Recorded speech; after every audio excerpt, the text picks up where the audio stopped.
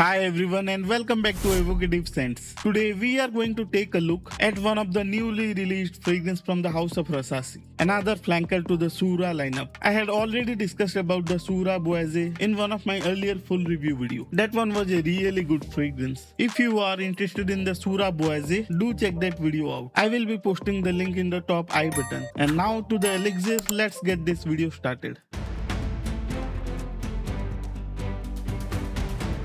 As usual, let's start with the presentation and packaging. Won't be taking a lot of time in this since it is one of the simpler ones. However, what really stands out for me, it is the attention to details. Apart from the regular stuffs like the batch details and manufacturing date, there are some minor details to discuss about. Like at the top, there is a cutout for opening the flap. While it might not seem groundbreaking, it makes your life a lot easier. And you don't have to forcefully tear the box. At first glance, the box might seem simple, but if you take a closer look, it's actually textured. Apart from that, you will find the regular branding on the front saying Shuhrah Elixir, and it comes in 90 ml. And of course, Eau de Parfum concentration. I would have preferred the standard 100 ml, but it's okay, 90 ml isn't that bad. Now coming to the bottle design, it is pretty much similar to the Shuhrah Boise. Very high quality and beautiful bottle. Even though it's a very dark blue color, it is still very transparent. You can easily check where the juice level is, and at the bottom you will find a sticker saying 90 ml and made in UAE. The dark blue and the golden color really combine well.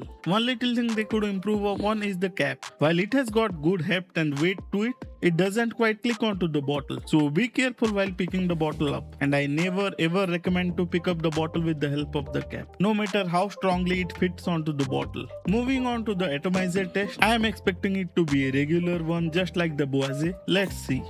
And as expected, it's a regular one, but it will get the job done. For the presentation and packaging, a solid 9 out of 10 from my side. Slightly better cap, and this could have been a perfect one. Moving on to the smell section here. At first you might feel that you recognize this DNA, but I am sure you will find something is different. Yes, I am talking about the Bulgari Tiger and Suspiro Vibrato. No doubt you will be reminded of those fragrances, but in the opening I find it is not the grapefruit here. It has more of a honeyed sweet characteristic to the citrusy aspect. Maybe a bit of orange here, but certainly there are differences for sure. I would say it reminds me a little bit of the lavender Fearless, especially in the opening. And the good thing, the opening is very strong and it's definitely going to grab attention. After all, you can't simply go wrong with the citrus and ginger combination. It's so classy, timeless, tried and tested, extremely versatile and mass appealing as well. Along with the citrus, the sandalwood is also quite prominent right from the beginning, giving the citrus a smooth, creamy and a light powdery finish. This perfume holds the citrus for good first 20 to 30 minutes, and it's definitely commendable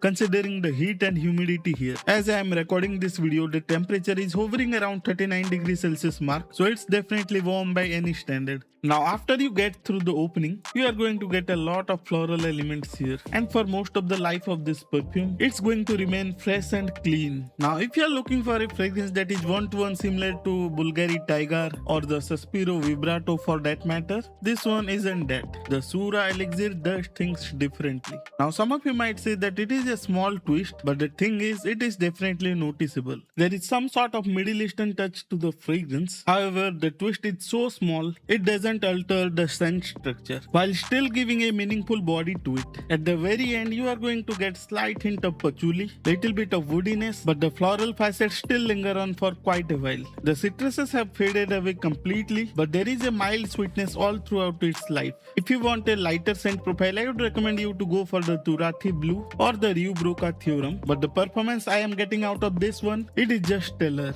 The projection is very good, I mean really good for the first couple of hours, and even in the third hour, it doesn't come very close to the skin. In fact, it creates a very nice scent bubble around you. Although it's a fresh fragrance, I am detecting a little bit of oud in here, and this is something you might notice if you are going to overspray this. Personally, I would recommend you to go for 4 to 5 sprays, and that should do for the full day. The longevity of this perfume is fantastic. Even on the skin, I am getting easy 7 hours, and on clothes, I am getting about 8 hours. For me, that's excellent performance. I would definitely put this one in the beast mode category, especially considering among the fresh fragrances at least. If you ignore the tiny hint of oud in here, this is out and out a fresh fragrance. And with the scorching summer ahead, I would highly recommend you to give this one a try, as I think this is a very mass appealing fragrance, not polarizing at all in my opinion. The wood in here is very light and for the most part it remains in the background. Mostly what you are going to get is a very citrusy with light undertone of sweetness, hint of powderiness and floral facets, and a touch of woodiness. In terms of versatility, I would say it is very versatile. You can wear this fragrance all year round and it's perfectly unisex as well. Men and women can easily rock this fragrance, and the citrus is done so well, it feels very professional and not very playful in nature. And even if you rock this fragrance to a casual setting, you are still going to smell real good. Now if you already have the Turathi Blue or the Rue Broca Theoreme, you can totally skip this one, but just know that this one is more likely to have better performance, and since this one is a twist, it is going to smell slightly different than those. If you have already tried this fragrance, I would love to hear your thoughts on this one. If you were watching my video for the first time, please do consider subscribing to the channel, and if you don't want to miss out on my new videos, hit that notification bell as well. And if you have any feedback for this or any of my previous video, absolutely feel free to comment down below. And that's it for today's video. I will meet you all in my next video. Till then, stay safe and as always, stay honest.